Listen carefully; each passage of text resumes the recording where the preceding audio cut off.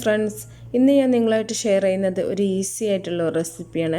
ഒരേ സമയം തന്നെ നമുക്ക് മയണൈസും ഗാർലിക് സോസും എങ്ങനെ ഉണ്ടാക്കുക എന്നുള്ളതാണ്. ഇതിനി സെപ്പറേറ്റ് ആയിട്ട് രണ്ടെണ്ണാക്കിയിട്ട് ഉണ്ടാക്കേണ്ട ആവശ്യമൊന്നുമില്ല കേട്ടോ. ഒരേ പ്രാവശ്യം ഉണ്ടാക്കിയാൽ മതി രണ്ടും. വളരെ ഈസി ആയിട്ടുള്ള ഒരു ഇതാണ്. നമ്മൾ മുട്ടയൊന്നും ചേർക്കാണ്ടാണ് ഈ മയണൈസ് റെഡിയാക്കി എടുക്കുന്നത്. കുട്ടികളൊക്കെ ഒരുപാട് ഇഷ്ടപ്പെടുന്നതാണ് അല്ലേ മയണൈസും ഗാർലിക് സോസൊക്കെ. അപ്പോൾ ഇതെങ്ങനെ ചെയ്യുന്നത് നോക്കിയാലോ. ആദ്യം തന്നെ മിക്സിയുടെ ഒരു ജാറിലേക്ക് 1 കപ്പ് പാൽ ഒഴിച്ച് കൊടുക്കുന്നുണ്ട്. ഫുൾ ഫാറ്റ് മിൽക്കാണ് കേട്ടോ അത്. റൂം ടെമ്പറേച്ചറിലുള്ള പാൽ തന്നെ ആയിരിക്കണം. പാലൊഴിച്ചിട്ട് നമുക്ക് മിക്സി ഒന്ന് ഓൺ ചെയ്യാം. ഹൈ സ്പീഡിൽ തന്നെ വേണം നമ്മളിത് ഓണാക്കാനായിട്ട് കേട്ടോ. ഇനി ഇത് നമ്മൾ ഓഫ് ചെയ്യാതെ തന്നെ ഇതിൻ്റെ മുകളിലെ ഭാഗം ഒന്ന് എടുത്തതിന് ശേഷം ഇതിലേക്ക് 1 കപ്പ് ഓയിലാണ് ഒഴിച്ചു കൊടുക്കുന്നത്. മൊത്തം നമുക്ക് 1.5 കപ്പ് ഓയിലാണ് ആവശ്യമായിട്ടുള്ളത്. അതിൽ ആദ്യം 1 കപ്പ് ഓയിൽ നമുക്കിതുപോലെ കുറേശ്ശായിട്ട് ഒഴിച്ചു കൊടുക്കാം.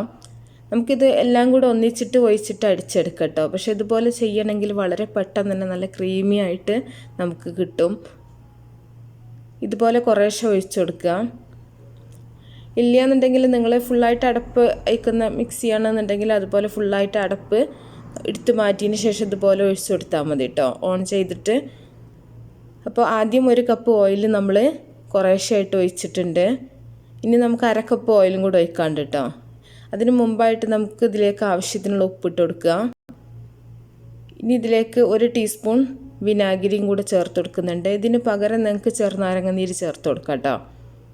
1 ടീസ്പൂണാണ് ഞാനിപ്പോൾ ചേർത്തിട്ടുള്ളത്.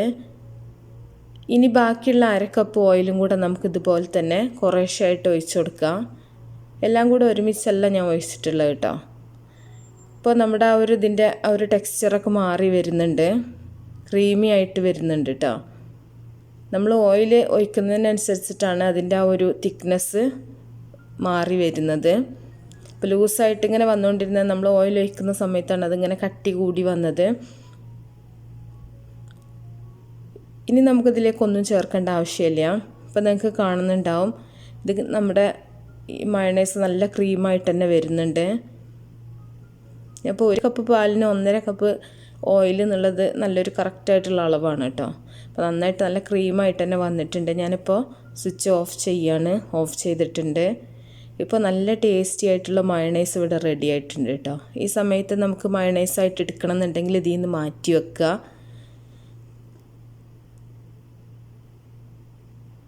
അപ്പോൾ നല്ല തിക്കായിട്ടുള്ള മയണൈസാണ്. ഇനി നമുക്കിത് ഗാർലിക് സോസ് ആക്കാൻ വേണ്ടിയിട്ട് ഇതിലേക്ക് 1.5 ടേബിൾ സ്പൂൺ വെളുത്തുള്ളി ചേർത്ത് കൊടുക്കുന്നുണ്ട്. ഞാൻ ഒരു 6 വെളുത്തുള്ളി ഞാനൊന്ന് ചതച്ചെടുത്തിട്ടുള്ളതാണ്. അപ്പോൾ മയണൈസിന് വേണമെന്നുണ്ടെങ്കിൽ ഇതിൽ നിന്ന് മയണൈസിന് മാറ്റി വെച്ചിട്ട് ഗാർലിക്ക് ചേർത്ത് കൊടുത്താൽ മതി. അപ്പോൾ ഗാർലിക് സോസ് ആവും. അപ്പോൾ രണ്ടും ഒരേ സമയത്തിന് നമുക്ക് എടുക്കാൻ പറ്റും. ഒന്ന് കുറച്ച് ഒരു ബൗളിലേക്ക് മാറ്റിയിട്ട് ബാക്കിയിലേക്ക് വെളുത്തുള്ളി ചേർത്താൽ മതി. രണ്ടും സെപ്പറേറ്റ് ആയിട്ട് ചെയ്യേണ്ട ഒരു ആവശ്യമില്ല കേട്ടോ. ഇതുപോലെ ചെയ്താൽ മതി. അപ്പോൾ വെളുത്തുള്ളിയും കൂടെ ചേർത്തിട്ട് നന്നായിട്ട് ഒന്നും കൂടെ നമ്മളൊന്ന് അടിച്ചെടുക്കുന്നുണ്ട്.